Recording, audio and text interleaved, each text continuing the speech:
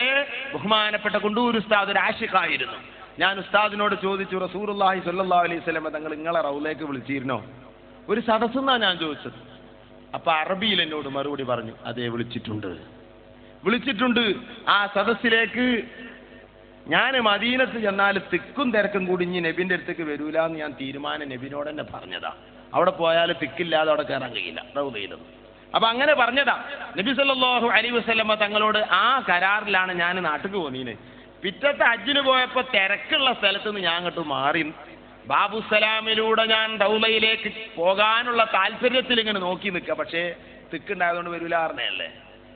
അപ്പോൾ റസൂലുള്ളാഹി തങ്ങൾ എന്നെ മാടി വിളിച്ചു. സ്വപ്നമല്ല സഹോദരന്മാരെ, സ്വപ്നമല്ലേ ഈ പറയുന്നത്. എന്നെ മാടി വിളിച്ചു. നിങ്ങൾക്ക് ഇഷ്ടപ്പെട്ടവർ ഇവിടെ ഉണ്ടെന്ന നിലക്ക് റസൂൽ എന്നെ മാടി വിളിച്ചു. ഞാൻ പറഞ്ഞു അവിടെ തിക്കും തിരക്കുമാണ്. കൊണ്ടൂർ സാഹ് പറയാ, അറബിയിൽ എന്നോട് പറഞ്ഞതാ. അപ്പൊ റസൂലുള്ള പറഞ്ഞു, അതിന് പരിഹാരമുണ്ട്, നിങ്ങൾ ഇങ്ങോട്ട് വരിക. ഞാൻ ആ ബാബുസലാമിലൂടെ അങ്ങ് ചെന്നപ്പോൾ കുണ്ടൂർ സാഹിനോട് പറഞ്ഞ വാക്കാ ഞാൻ പറഞ്ഞു, ഫൗനാക ഷെയ്ഖ് അബൂബക്കർ, അവിടെ ബഹുമാനപ്പെട്ട AP ഉസ്താദ് ഇരിക്കുന്നുണ്ട്, അവിടേക്കാണ് എന്നെ വിളിച്ചത്. പിന്നെ റസൂലുള്ളാഹിനെ കണ്ടില്ല. ഇതെന്നോട് കുണ്ടൂർ ഉസ്താദ് പറഞ്ഞതാ. സഹോദരന്മാരെ, അല്ലാഹുവിന്റെ റസൂലിനെ നേരിട്ട് കാണുന്നവരാണ് അവരൊക്കെ. ബഹുമാനപ്പെട്ട കണ്ണിയത്ത് നവ്വറല്ലാഹു മർഖദഹു അഹ്മദ് മുസ്ലിയാർ അല്ലാഹുവിന്റെ റസൂലിനെ എത്രയോ കണ്ടവരാ.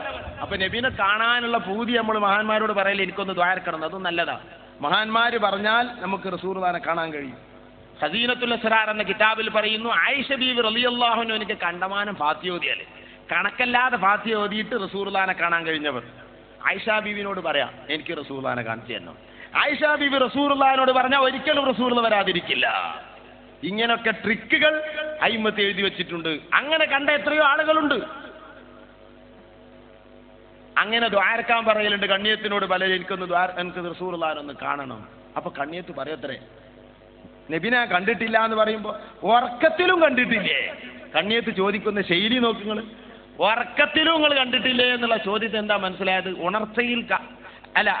ഉറക്കത്തിൽ കാണുക എന്നുള്ളത് ഒരു സിമ്പിൾ കാര്യമാണ്. അത് എല്ലാവർക്കും കഴിയുന്ന ഒന്നാണെന്നല്ലേ ഇതിന് മനസ്സിലാകുന്നത്.